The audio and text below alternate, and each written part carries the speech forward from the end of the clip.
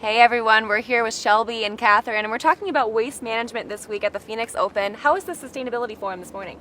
It's been awesome. I feel like I've learned so much and really expanded my viewpoint on so many new horizons. Any key takeaways from this morning? I definitely think the main takeaway for me was that attacking sustainability issues has to come from all sides. Businesses, governments, and us as individuals as well. How were the speakers? Were there any key messages that resonated with both of you?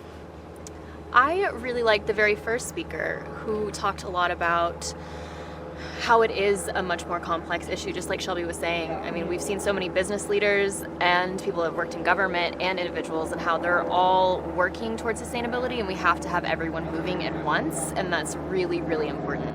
Yeah. So I really want to know, how did you guys get into the zero waste space? How did you get started with it? So for me personally, I kind of fell into it by accident. I had some health issues that caused me to really examine the products that were interfering with my hormones. Okay. Things like plastics, our beauty products, our cleaning products. So many of these contain endocrine disruptors, which interfere with how our body communicates.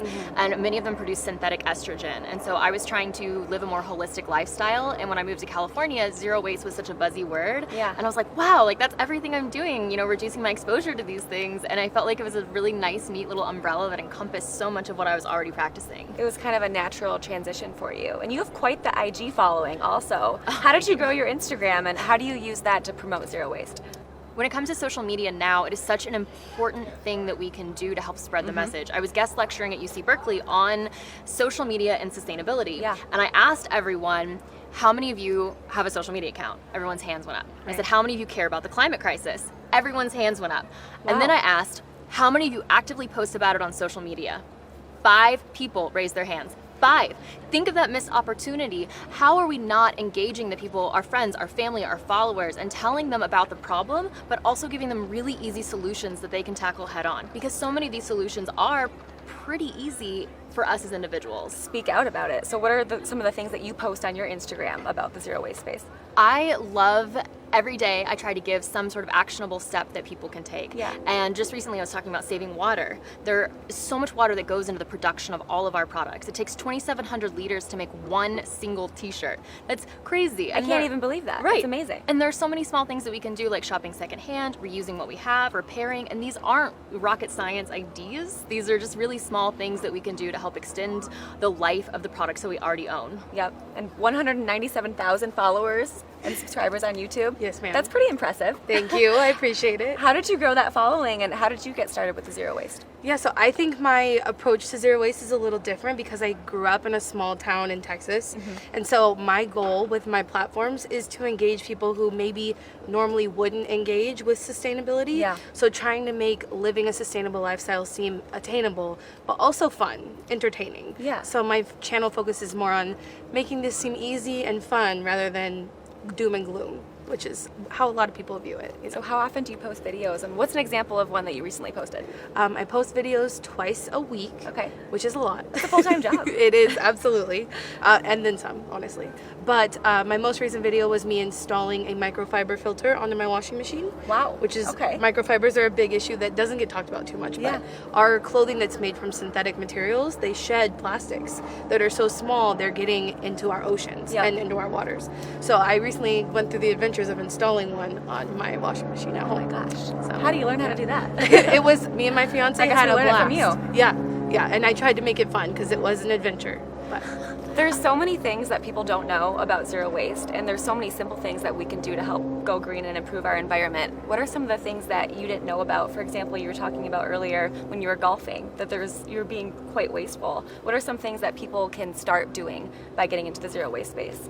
I think that it's, once you see the problem, you can't unsee it. But most of us don't see the problem of taking and throwing away, because Right. many times we just put something in the garbage can or we put something in the recycle bin and then it goes away and we never think about it again. Yeah. We're never forced to confront what we're actually consuming. The average American throws out 4.4 pounds of trash every single day, which is absolutely insane. And recycling, which should be easy, is more complex than we could possibly Well, and think. it's an educational thing too, right? Because you were saying when you used to golf, you used to have all these tiny little water bottles in your golf bag and throw them out. And I did the same thing as a golfer. I just didn't even think about it. Yeah, I never thought about it. And there's so much we can do to educate ourselves and make sure that we are recycling the right way, because you can't recycle a water bottle that's full of water. Yeah. Right? So you should use that to water a plant and then recycle it. You can't recycle something that's dirty. You can't recycle a dirty peanut butter container. Put some water in it, swish it around, make sure it's clean, and then recycle it, so that way we're actually having our materials recycled.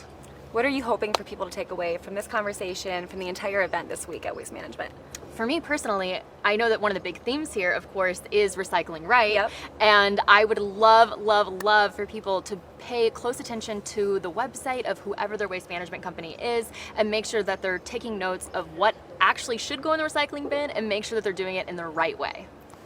Absolutely. Yeah, I think my takeaway from this whole event is that it is possible to do better. Like, so many of us, don't know where to start, or it seems like a huge task. And I feel like Waste Management has done a great job of making it seem much more attainable at doing this. So quick quiz here for everyone who's watching. What are the things that we don't realize we actually need to recycle, that are some things that people don't realize they need to compost versus recycle? Okay, so this is a big one, which is batteries. This is someone that really, Batteries. for me, is that batteries cannot go in your recycle bin, and they should also not go in the landfill. They need to be separate, and then oftentimes you'll find a place like Best Buy or Target, they've got a special section up front where you can put all of your batteries, because if you put them in the landfill, they'll leach chemicals, which isn't super good, and then if you put them in the recycling, they can actually explode and endanger workers. So one of the best things you can do is take your batteries and put them in a specific battery recycling place. I love it. Yeah, and contamination in recycling is a huge deal. It stops a lot of recyclables from actually being recycled. So knowing that things like pizza boxes, for instance, you would think cardboard, got it, it's recyclable. But actually, if it's contaminated with grease, it can't be recycled. It should be composted. Interesting. So, yeah, it's another good one. So how can we follow you guys? What are your handles on YouTube and Instagram? You can find me at goingzerowaste.com. That's where I have the links to all of my social, as well as my book, 101 Ways to Go Zero Waste. And I've got a pretty creative handle called Shelbizzle, which is my name on all platforms, Instagram, YouTube, my website. Awesome. Well, thanks for joining with me today, ladies, and have fun this week. Of course. Thank you so much for having us.